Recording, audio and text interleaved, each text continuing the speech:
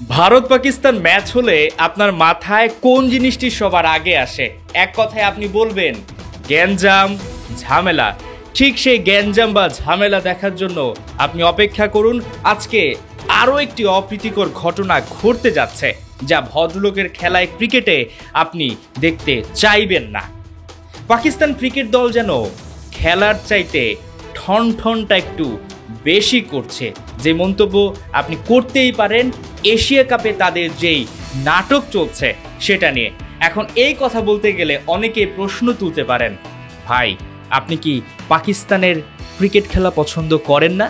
অবশ্যই আমি পাকিস্তানের ক্রিকেট পছন্দ করি, কিন্তু যখন খেলার চাইতে ধুলার আলোচনাটা বেশি হবে তখন তো এমন মন্তব্য আসতেই পারে। এশিয়া কাপের আগে থেকে যে আলোচনা, ঝামেলা, গ্যাঞ্জাম, সেই ঝামেলা এখনো চলছে। সুপার ফোরে সুপার ডুপার একটা ঝামেলা হওয়ার শঙ্কা দেখা দিয়েছে। কেন?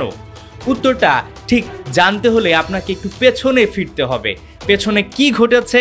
এশিয়া কাপের হাই ভোল্টেজ ম্যাচ, যে ম্যাচ দেখার জন্য সবাই মুখিয়ে, ম্যাচটা ছিল 14 সেপ্টেম্বর রবিবার। ভারত পাকিস্তান গ্যালারিতে এক বিন্দু জায়গা খালি নাই, অথচ সেই ম্যাচটাতে পাকিস্তান কি ধরনের ক্রিকেট উপহার দিল? পাকিস্তান খুব বাজে একটা ক্রিকেট উপহার দিল।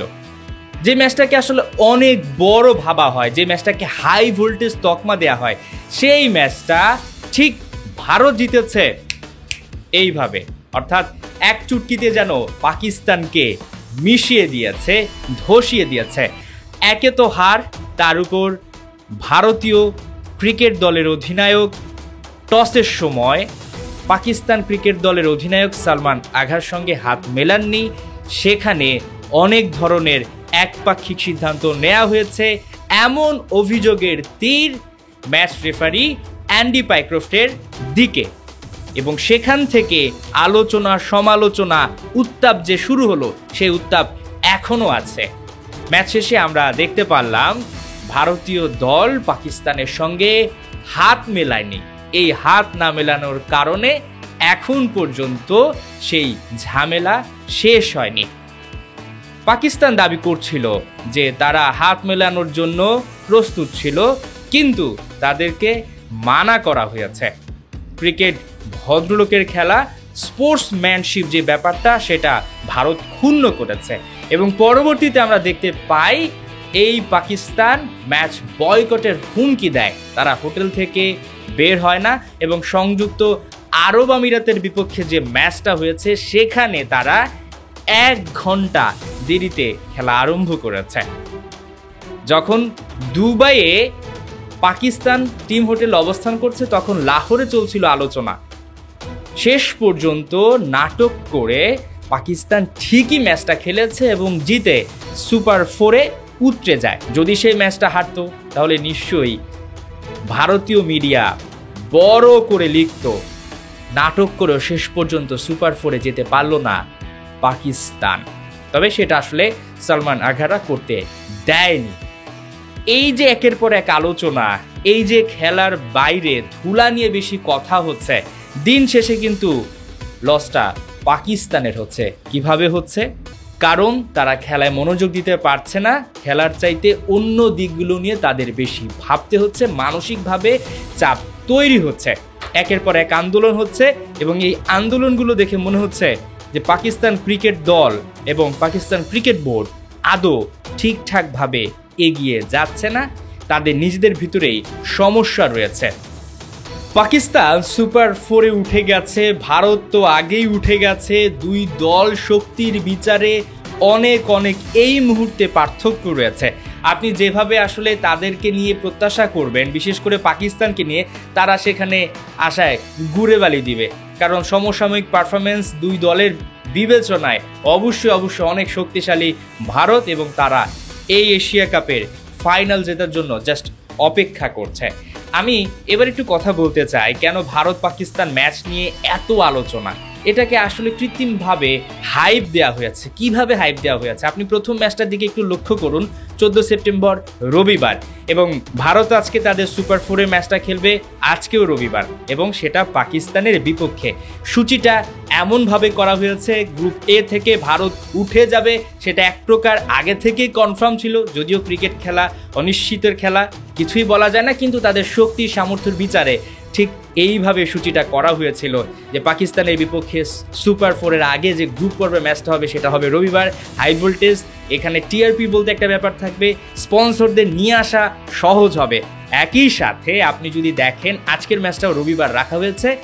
পরবর্তী যদি আমি বলি ফাইনাল খেলা, সেটাও কিন্তু ভারত পাকিস্তানকে মাথায় রেখেই একটা মডেল দাঁড় করানো হয়েছে। এবার একটু কথা বলতে চাই যে ঠিক গতকাল যখন পাকিস্তান ক্রিকেট দল প্র্যাকটিস করেছে ম্যাচ ডের আগে, তারা কিন্তু সংবাদ সম্মেলন করেনি। ঠিক কালকেই প্রথম নয়, ভারতের বিপক্ষে হারের পর এরপর আমরা দেখতে পাই সংযুক্ত আরব আমিরাত, এবং এই যে আজকে ম্যাচ হবে, আজকেও কি তারা ম্যাচ শেষে প্রেস কনফারেন্স করবেন কিনা, টসের সময় হাত মেলাবেন কিনা, খেলা শেষে হাত মেলাবেন কিনা, অনেকগুলো প্রশ্ন এবং ঝামেলা কিন্তু তৈরি হওয়ার একটা সম্ভাবনা দেখা যাচ্ছে। যদিও সূর্য কুমার যাদব তিনি লাস্ট ম্যাচটা যখন ওমানের বিপক্ষে খেললেন, সে ম্যাচ শেষে প্রেস কনফারেন্সে পাকিস্তানের নাম একটাবারও উচ্চারণও করেননি। তিনি তাদেরকে নানাভাবে সম্বোধন করেছেন, উনি, ওনারা, ওরা, এই ধরনের শব্দ ব্যবহার করেছেন, এবং তিনি আসলে সবাইকে দুশ্চিন্তামুক্ত থাকতে বলেছেন। ভারতের যে আত্মবিশ্বাস এই মুহূর্তে আমরা দেখতে পাচ্ছি, ভারতের আসলে নতুন করে পাওয়ার মতো তেমন কিছু নাই। তারা যেন এটাকে এক ধরনের প্রস্তুতি ম্যাচ হিসেবে খেলবে। কেন খেলবে এই কথা শুনতে আপনার খারাপ লাগতেই পারে, কারণ সামনে রয়েছে টি-20 বিশ্বকাপ। ভারত যেন সেই টি-20 বিশ্বকাপকে মাথায় রেখেই এই টুর্নামেন্টটা খেলছে। আর আমার কেন যেন মনে হয় এই মুহূর্তে ভারত পাকিস্তান ম্যাচ যতটা না হাই ভোল্টেজ, তার চাইতে বেশি হাই ভোল্টেজ ম্যাচ হতে চলেছে বাংলাদেশ এবং ভারত। আপনি মানেন আর নাই মানেন। আর গতকাল বাংলাদেশ ঠিক যেভাবে শ্রীলঙ্কাকে উড়িয়ে দিয়েছে, তাতে তো বাংলাদেশকে নিয়ে এখন সমীহ করতেই হবে। আর সমসাময়িক নানা ঘটনা, বাংলাদেশ এবং ভারতের বর্ডারের নানা ঘটনা, কূটনৈতিক সম্পর্ক, সব কিছুই আসলে 22 গজে একটা আলাদা প্রভাব বিস্তার করবে। এখন দেখার পালা ভারত পাকিস্তান ম্যাচটা ঠিক কতটুকু জমে, কারণ এই ম্যাচেও রয়েছে সেই বিতর্কিত ম্যাচ রেফারি অ্যান্ডি পাইক্রফট। তাকে যদি সরানো না হয় তাহলে আজকে হয়তোবা বড় ধরনের একটা আলটিমেটাম দিতে পারে পাকিস্তান। যদিও সেটা দেওয়ার সুযোগ কম, সুপার 4-এর ম্যাচ, তারা চাইবে চুপচাপ ম্যাচটা খেলতে, এবং যদি ম্যাচটা জিততে পারে কোনোভাবে পাকিস্তান, নিশ্চয়ই তারা চাইবে ভারতের সঙ্গে হাত মেলাতে, এবং ভারত হয়তোবা সেই যে তাদের বর্ডারে যে ঘটনা ঘটে গেছে সেটার প্রতিবাদ আজও করতে চাইবে। তারা হাত না মিলিয়ে মাঠ থেকে উঠে যাবে। তবে আপনি এই দৃশ্য নিশ্চয়ই দেখতে চাইবেন না। আপনি দেখতে চাইবেন সৌহার্দ্য, আপনি দেখতে চাইবেন ক্রিকেট ভদ্রলোকের খেলা, এবং আপনি দেখতে চাইবেন স্পোর্টসম্যানশিপ যে ব্যাপারটা, সেটা আপনি এখান থেকে কিছু শিখতে চাইবেন। ক্রিকেটের বাইরে অনেক ধরনের আলোচনা হতে পারে, কিন্তু খেলার জায়গায় খেলাই থাকা উচিত।